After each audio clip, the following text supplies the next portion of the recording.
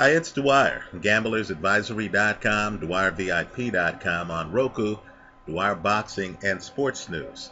Remember, the opinion you should follow should be your own. Just consider this video to be a second opinion from a complete stranger online.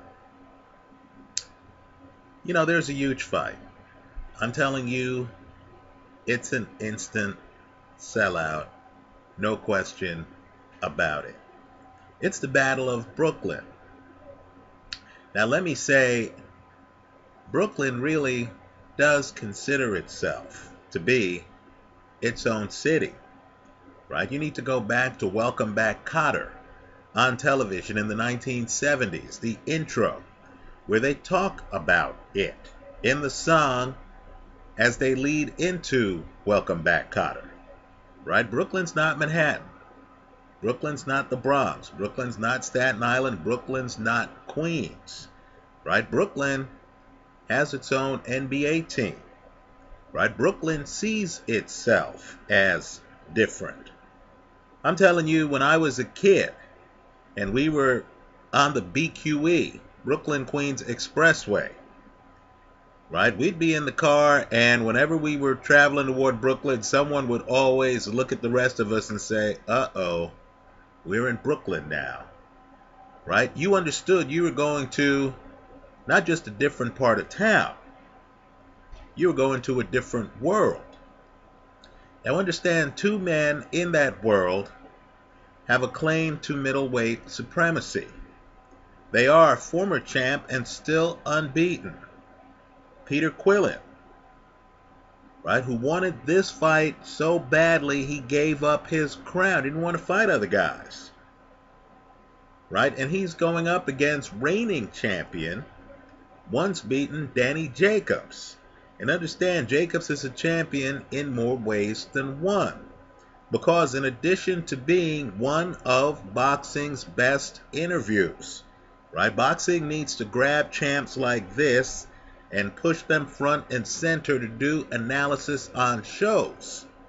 But understand, Jacobs is also a cancer survivor.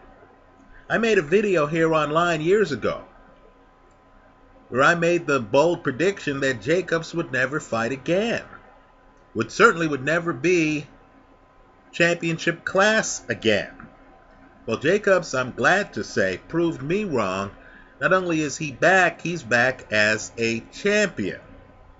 Understand, these two men have wanted each other for a long time.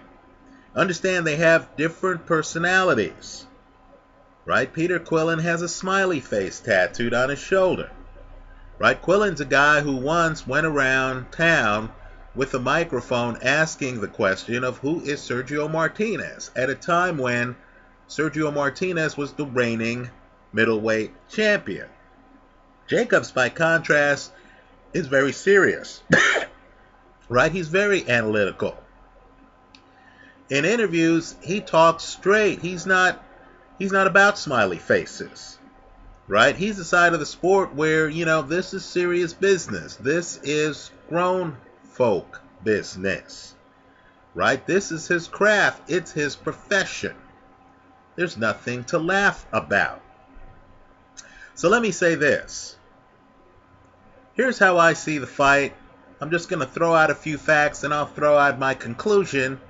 I want you, if you're watching this on a tape you can stop, to hit the stop button every now and then and say, gee, do I agree with him here? I don't expect you to. Right? Boxing's the kind of sport where 10 men can have 10 different opinions and each of them be right in their own world. Here's how I see this fight. Here are the things I'm looking at. Peter Quillin has had serious weight problems. And I mean serious weight problems, right? So serious that he had a shot at the middleweight title against Andy Lee. Think about it, right? Has a shot, big fight in his backyard. Peter Quillin couldn't make weight for that. I'm sorry, but if you can't make weight for title shots, what am I supposed to think? What's going to motivate you to make weight? Right? Think about it. Understand, too, I know there are some people out there who are going to say this is all part of Al Heyman's master plan. You know, I'll tell you what, if Al Heyman is that powerful, we need to put him in charge of our sputtering economy, don't we? Right? I don't want to hear from Janet Yellen. We should be hearing from Al Heyman. Right? You know, Al Heyman, if he wants to be in the background, great. Rather than be in the background at boxing events, he should be in the background at the White House. If he's as powerful as many of you think he is, he should be helping Obama on foreign policy, on stabilizing the currency, on increasing our manufacturing base. But I digress. Understand, this fight would have been much bigger as a unification fight. Right? Nothing's bigger than one champion fighting the other champion. Right? Best world scenario would have been, in terms of making this fight important, Peter Quillin making weight against Andy Lee. Then beating Andy Lee, taking his title. Then we'd have champ against champ. Now, I don't care if you're Howdy Doody or Al Heyman. That would have made this fight as big as possible. Peter Quillin blows weight.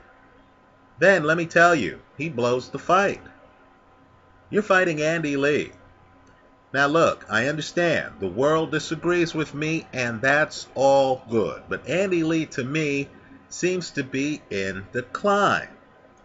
Right? A few fights ago, I saw Julian Jackson's son roughing up Andy Lee, beating him up. And keep in mind, John Jackson's not even the best fighter in his family, right? Julian Jackson's a much better fighter than his son, right? This is kind of like the Eubank family. Okay, cheap shot, but let's move back to this, right? Well, John Jackson's beating up Andy Lee, but Andy Lee has the equalizer, doesn't he? This is boxing, right? A big punch can erase a huge deficit built up over several rounds, right? Other sports don't have this. Serena Williams could look great on a point. Guess what? Then we move on to the next point. In boxing, if you look great with a KO punch, we stop the fight. Andy Lee came back in that match, got the stoppage. Now, Andy Lee, who was at such a crossroads in his career not that long ago, who talked about losing weight to fight at lighter weights than middleweight not that long ago. Right? Andy Lee, who had had a bunch of scary fights. Anyone remember the McEwen fight? Where I thought that fight hung in the balance until, of course, Andy Lee used the great equalizer. Let's just say there are a bunch of fights out there where Andy Lee has looked a little bit shaky. Right? The Julio Cesar Chavez Jr. fight. Well, here is Peter Quillin in front of his home crowd. He drops Andy Lee. Not once, he drops him twice. Right? You would think, okay, well, Quillin is a puncher. Clearly, he's going to close this out. There's too much time left in this fight. Right? There's several rounds left. Andy Lee's hit the canvas twice. Think about it. What happens is Andy Lee somehow clears his head. Not only then starts getting the better of it, he actually drops Peter Quillin. Think about that. Folks, that's Quillin today. That's a recent Quillin fight. So, I have to question Peter Quillin. Also, Andy Lee doesn't move around the ring that much. Right? Andy Lee's a power puncher. He likes to go flat-footed. You're telling me Andy Lee is woozy after being hit down twice? And you're telling me Peter Quillin couldn't cut off the ring? You know, the troubling thing, apart from Quillin looking slower than the molasses on my pancakes, right? The sad thing isn't so much that Lee survived. The sad thing is that Quillin couldn't force him to survive. Right? Andy Lee looks too comfortable after getting up off the canvas a second time. Doesn't he? Right? Let me say, while I respect Andy Lee greatly, I'm taking Billy Joe Saunders. right? Think about it. So, let me say this about Jacobs. You know, Jacobs also got knocked down in his last fight. Now, I know many of you are scratching your head when you hear that he got knocked out by Sergio Mora, right? Many of you are thinking, I didn't know knockdowns were possible in Mora fights. Okay, fine. But I'll say this. After Jacobs gets off the canvas, Jacobs closes the show, doesn't he? Jacobs looks like Danny Jacobs. Jacobs also has a punch. Right? Now, between these two men, Jacobs and Quillin, in my opinion, Danny Jacobs is the better athlete with the vastly superior foot speed. The problem for me is that it's my belief that Jacobs sees himself as a puncher boxer, not a boxer puncher. Does he have the discipline to think movement before power? Does he have the discipline to box for 12 rounds on his way to a decision? The bet I'm recommending is to take Jacobs to win the fight, hedged with Quillin by KO. Let me say this. I believe in Brooklyn, before their crowd, I believe the fans are going to view Quillin as Goliath. Right? Let me just say this. As Will Chamberlain said, nobody roots for Goliath. Right? Nobody. I think Jacobs is going to be viewed as the cancer survivor who has had the longer road to get back to this point.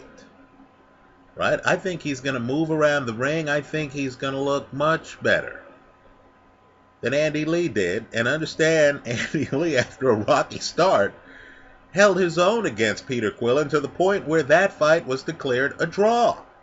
Think about it. Right? Now, Quillin does have time. The fight's not supposed to be until December.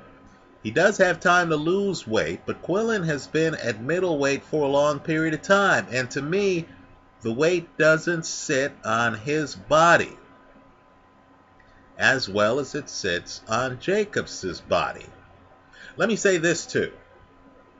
If you go back long enough here on YouTube, you'll see that the one fight Jacobs lost, I picked his opponent. But you need to understand that Dmitry Pirog, who may no longer be fighting, I thought was a master. I thought he was operating at a very high level. I thought he was playing foot games. I thought he was fooling around with tempo in a way that made him special.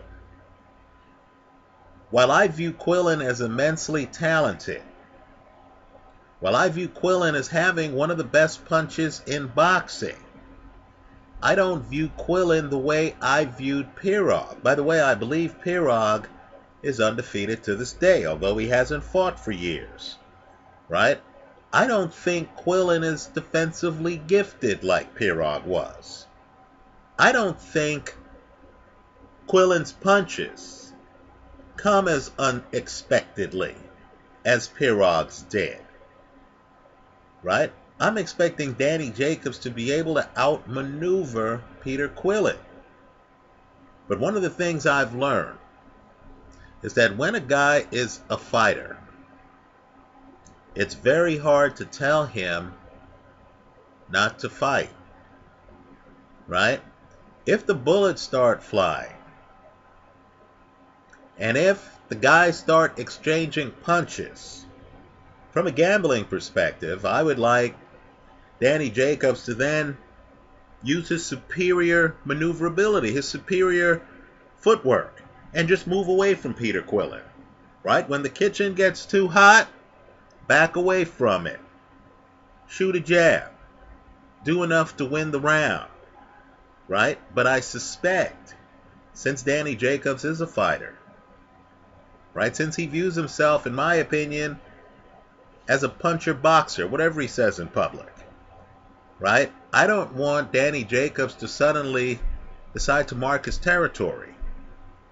to suddenly start trading with the bigger punching Peter Quillin, because that will give Quillin an opportunity at a stoppage. So, I'm rolling with Danny Jacobs in this fight to win. I don't care how he does it. Could be by knockout, could be by decision. Right? I'm going to hedge the play with Quillin by KO.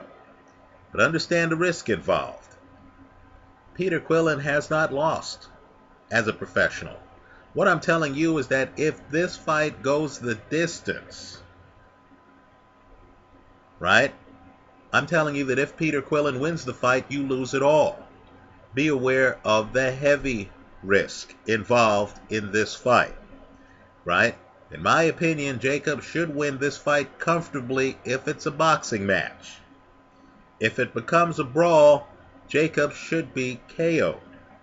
I like Danny Jacobs to win this fight, hedged with Quillin by KO. That's how I see it. Let me hear from you. I hope you leave your comments in the comment section to this video. Thanks for stopping by.